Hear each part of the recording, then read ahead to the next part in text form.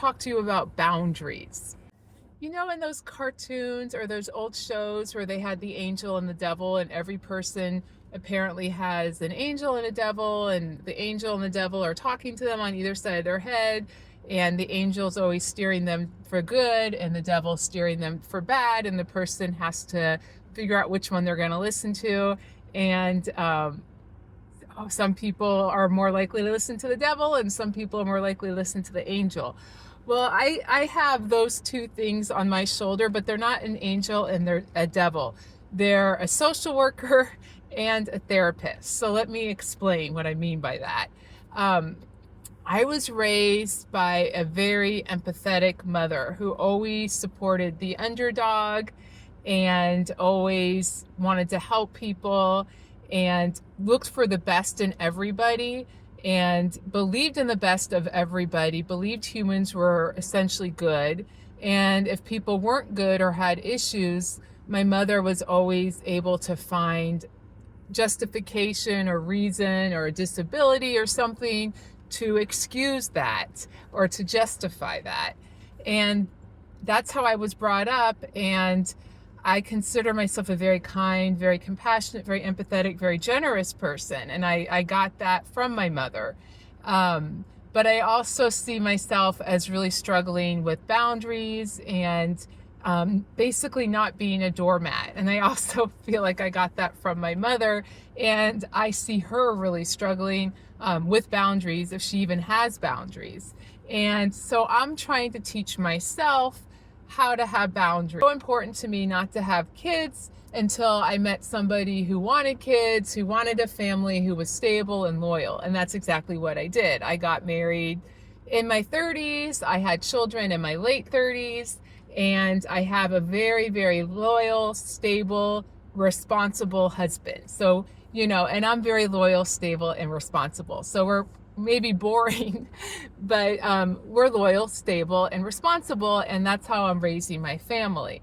But what I've learned is that there's tons of people out there in the world who aren't loyal and stable and responsible, and that might not be a value of theirs.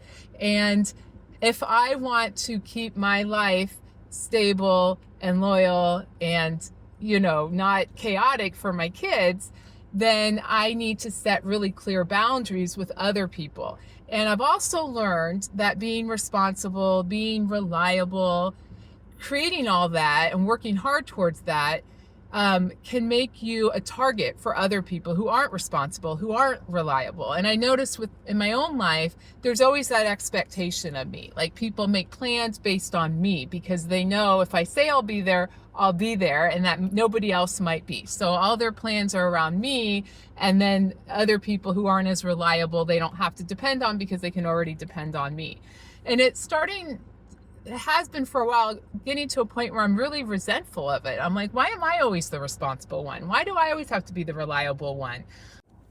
But it felt like me being responsible and creating this life for my family then kind of invites other people in who don't have that kind of lifestyle. And so it's almost, it really makes you resentful when you feel like you're being used because you're responsible and because you're stable. So all these other people, either because of their own bad choices or circumstances, then want, to take some of that stability, some of that responsibility from you.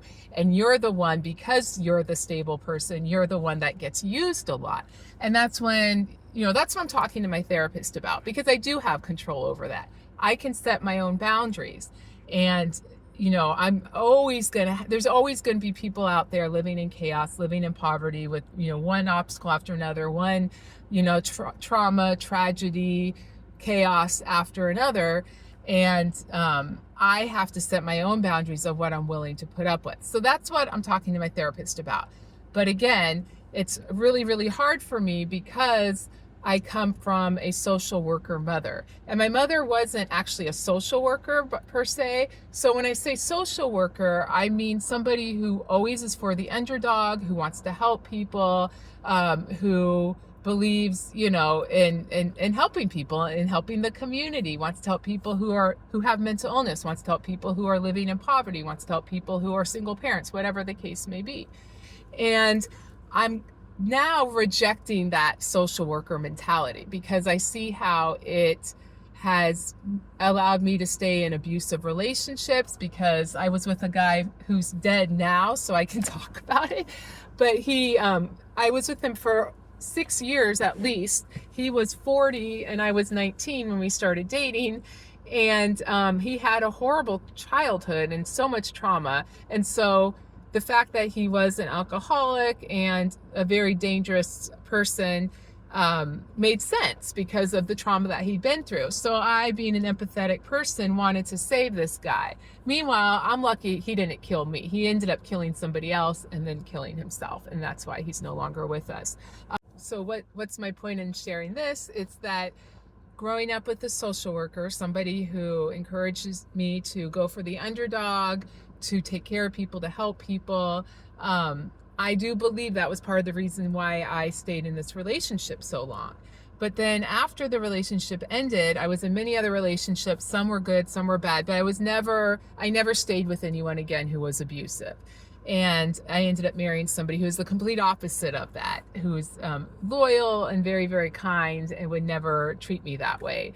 And so I learned and I moved on, but I still have issues with boundaries and not being taken advantage of. And I watch other people in my life who are also social workers, meaning that they really care about helping the underdog, helping the person who's struggling. I see them get scammed and manipulated and treated like a doormat. And now I'm like, okay, I need to learn boundaries. They need to learn boundaries. We all need to learn boundaries. So the boundaries come from my therapist, my psychologist. But then I also have that social worker in the head discouraging boundaries. And I know that social workers are probably very good people and they're working within a system. But as someone who's been through what I've been through and seen things, it feels like they also encourage the kind, responsible, stable people to be in the lives of the non-stable people who are potentially dangerous and violent. Because when you're a social worker, your job is to protect the person you're trying to protect. And a lot of times that means finding people like myself who are stable and responsible, those people to kind of help the person who's not stable, the person who, needs to take meds, whatever the situation is. And that's where I get that resentment. It's like, but again, they're working in a system where they don't have homes and places for all of these people to go. So they have to find ways for people to live and be successful in the community. And a big part of that is people, the village, the whole idea of the village. So that's where I get this whole idea that a therapist teaches you boundaries, right? How to advocate for yourself, how to protect yourself, and how to have boundaries. Whereas a social worker, and I'm generalizing here, but a social worker tries to break down those boundaries. And I've seen it happen. I had a friend who had a brother who was schizophrenic and who had been violent, and the family was afraid of him, and his social worker kept encouraging the family, to protect themselves, but to keep this guy in the house with them because that was what was best for this guy. I was resentful of that because I didn't give a shit anymore what was best for this guy who'd hurt my friend. I cared about my friend and what was best for her, and for her not to be living with somebody who was dangerous. And meanwhile, the social workers were telling my friend, just hide your guns, sleep with one eye open, all these things. And I'm thinking, no, just make this person leave your house. Do not have somebody living with you in a house that you paid for, that's your house, a person who is potentially violent and dangerous. So again, the social worker is there to protect that individual. But after working at a psychiatric hospital, after seeing all these situations in my own life, I really am like, where is the support and the help for the families? Where is the support and help for the community? And those two ideas do clash. The whole idea of people respecting themselves, having boundaries, not letting toxicity into their life, but also the idea that there's people out there who need help, who need support, who maybe are just naturally more prone to violence, maybe through no fault of their own, but who's going to help those people? So there's that dichotomy, that tension there, that problem there. And I'm at the point in my life right now where I'm like, okay, there's the social worker in the back of my head saying, Sasha, help this person, give this person money, give this person gas, offer childcare for this person, offer this, offer them a dinner, offer them a place to stay. And then I get taken advantage of and I get used. And so now I'm like, screw the social worker. They're not about me. They're about, lifting other people up, people who are down here, lifting them up. But in order to lift them up, the people like me who worked really hard to get here, I have to go down a bit. And that's where that resentment comes. And again, I'm the one that the person would go to for help because I'm responsible, because I'm reliable, because I don't have to live day to day, paycheck to paycheck. So there's a social worker on social media who's always posting comments, inspirational messages like, that nobody's beyond help. Everybody deserves help. Everybody can get better if they just have the right people supporting them. And everyone comments how wonderful this is. Nobody ever fights back on that. But in my head, I'm like, God, am I a terrible person? Because this message is really triggering to me. Because no, there are some people beyond help. I'm sorry. I'm just being real. And then I think of Nick Reiner and how he murdered Rob Reiner, his dad, and his mother, Michelle Reiner. And I'm thinking, I'm just thinking in my head, okay, Rob Reiner probably sought a lot of help for his kid. I know he did. And I'm just thinking, the therapist told Rob, get that kid away from you. He's a danger. He's a menace. Get away from him. Protect yourself. The social workers probably told Rob Reiner, oh, he just needs help. He just needs love. Just keep, helping him. And until he actually literally takes your life, takes everything from you. And now he's trying to get his inheritance and his money. And he has the asshole attorneys who can try to take the money from him in order to protect him. I don't like lawyers. I can do a whole other video on that. I don't see how they can be ethical if their whole job is to defend sometimes the indefensible. Anyway, so that's a whole other issue. But again, as somebody who struggles with boundaries and who's trying really hard to learn boundaries, I'm also kind of like annoyed with the social workers who are not evil like the lawyers. I know that their heart is in the right place and their intentions are good, but for people like me who've been taken advantage of, who have been manipulated, and who love people, who care about people, and who was manipulated because I have so much empathy for people, I don't need social workers telling me, that everybody deserves support, that nobody's beyond help. Because I think sometimes people are beyond help, and this whole belief that that person who's toxic, that person who beat you up, that person who makes your life a living hell, that person could get better if you just try a little harder and just help a little more. Fuck that. And I know that I'm generalizing here, and I know any social worker seeing this would be like, well, that's not what we mean.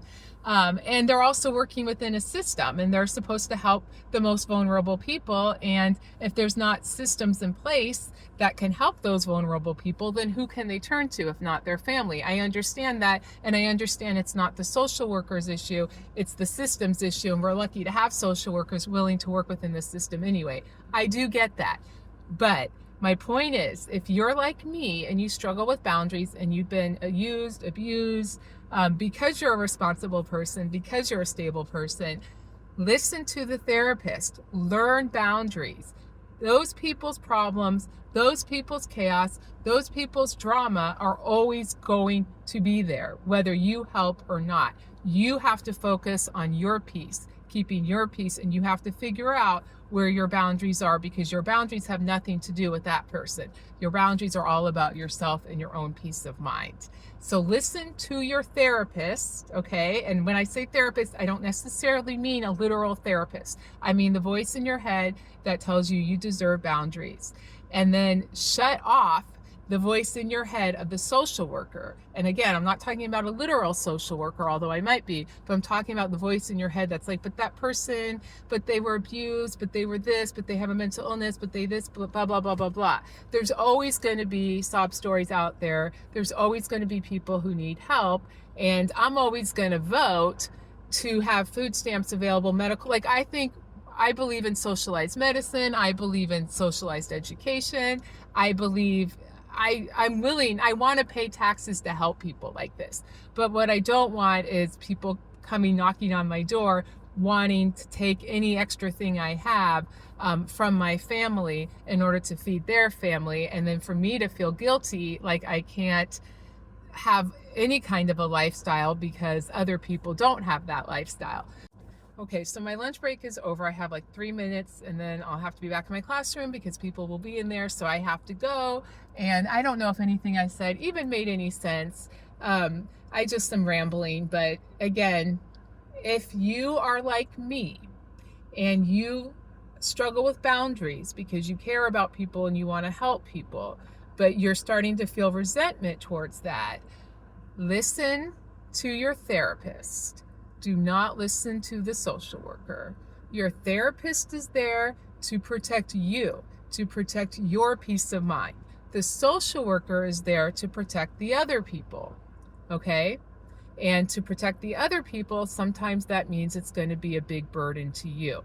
If you're resenting that and you want to protect your own peace of mind, listen to your therapist and shut off that social worker, because sometimes empathy can almost be suicidal.